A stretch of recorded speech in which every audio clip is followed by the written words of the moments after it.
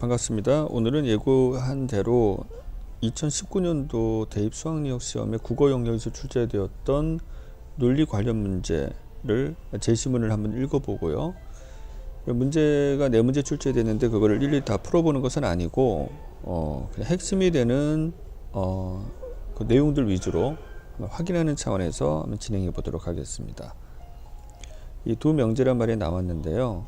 논리학이 뭐라고 말씀드렸죠? 논리학은 명제와 명제 사이의 관계에 대한 것이다. 근데 모두 참을 수 있는 것을 양립 가능하다. 모두 참을 수 없는 것을 양립 불가능하다고 했는데 양립 불가능한 그 것들 가운데는 두 가지 구도가 있다고 했죠. 양립 불가능한 가운데 동시에 둘 다 거짓일 수가 있는 관계를 반대 관계라고 했고 그렇지 않은 것을 모순 관계라고 얘기했습니다. 자, 그러니까 모순 관계는 이런 거죠. P와 나P의 관계를 모순 관계라고 할 수 있는데 만약 P가 참이라고 하면 나P는 거짓이 되고 거기서 그치지 않고 P가 거짓인 경우를 한번 설정해 봐야 된다고 했죠. 그럴 때 나P는 무조건 참이 됩니다. 뭐 상식적으로 P와 나P에서는 둘 다 거짓이 될 수 있는 구도는 없죠. 그래서 이제 모순 관계가 되는 것입니다. 자, 그리고 다보탑은 경주에 있다라는 명제하고 다보탑은 개성에 있을 수도 있었다. 이 두 명제는 동시에 참일 수 있다라고 보는 겁니다. 그러니까 양립이 가능하다는 건데요. 만약 다보탑은 개성에 있다라고 끝났다면 경주에 있는 거랑 개성에 있는 거는 양립할 수 없는 거니까 양립 불가능한 구도가 됐겠지만 다보탑은 개성이 있을 수도 있었다라고 하나의 가능성을 이야기함으로써 역사적으로 다르게 역사가 펼쳐졌다면 경주가 아니라 개성이 있을 수도 있었던 거겠죠. 그런 의미에서 이 두 명제는 양립 가능한 것으로 이 제시문에서 나오고 있습니다.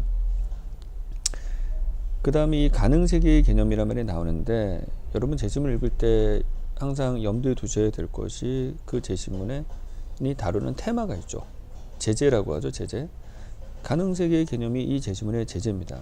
이거를 설명하기 위해서 명제도 나오고 모순도 나오고 무모순율도 나오고 배중률도 나오고 하는 거거든요.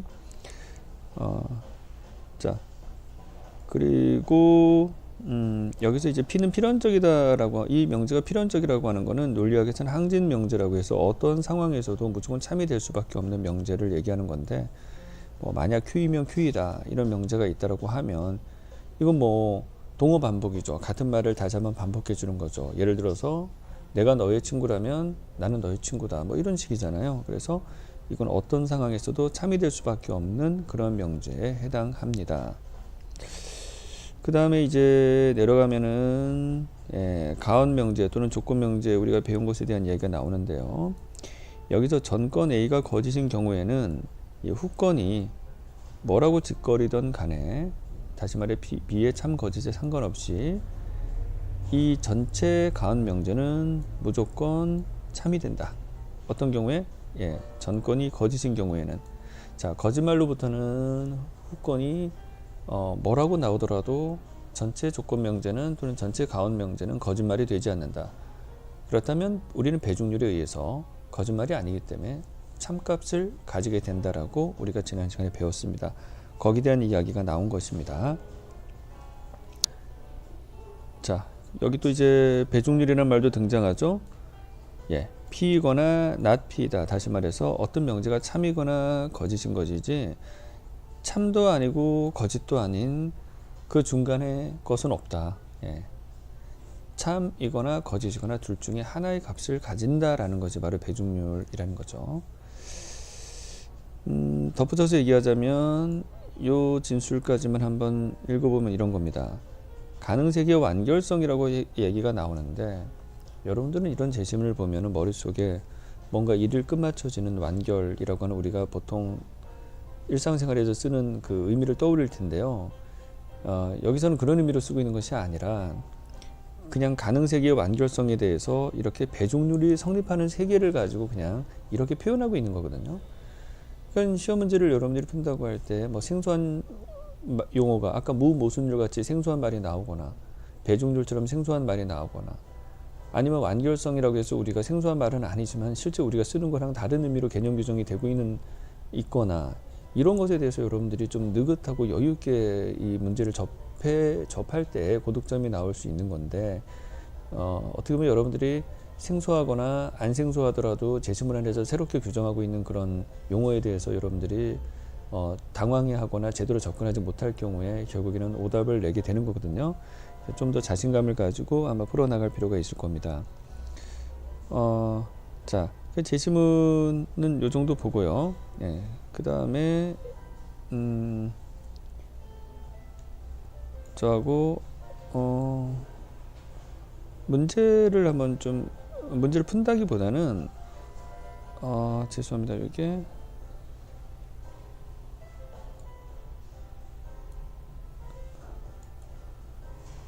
네.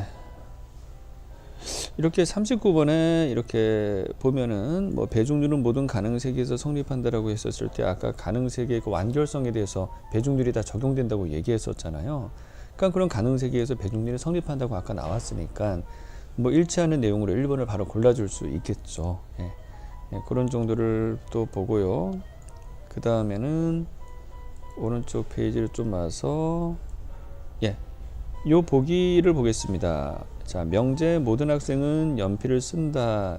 정언 명제가 하나 나왔죠. 그리고 어떤 학생도 연필을 쓰지 않는다는 반대관계라는 말을 쓰고 있는데 무슨 말이냐면 두 명제 다 참인 건 가능하지 않죠. 기본적으로 모순관계든 반대관계든 양립 불가능합니다. 그러니까 두 명제는 동시에 참일 수 없습니다.